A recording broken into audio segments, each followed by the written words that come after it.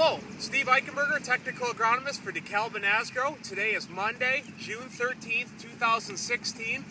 We're in one of our corn and soybean DeKalb plots here, just south of Cedar Falls, Iowa. So today, and much of this week, a lot of growers will be looking at making some post-emergence herbicide applications on soybeans.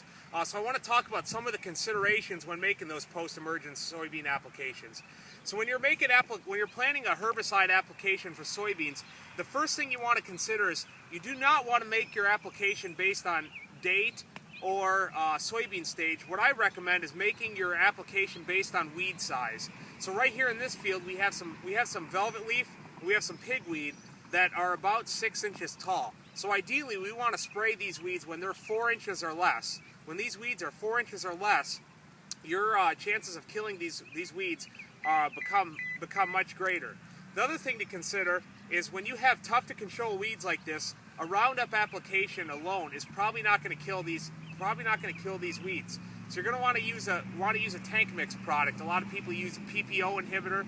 So when you're using those PPO inhibitors, the one thing you want to look at is that there can be some crop injury associated with those herbicides.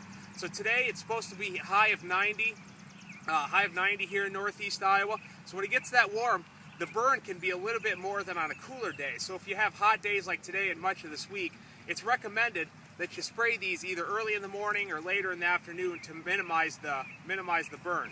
The other thing is the time of month when you want to spray these. So it's better to use those PPOs or burners before a lot of flowering occurs. These plants are going to start to flower here in about a week or so.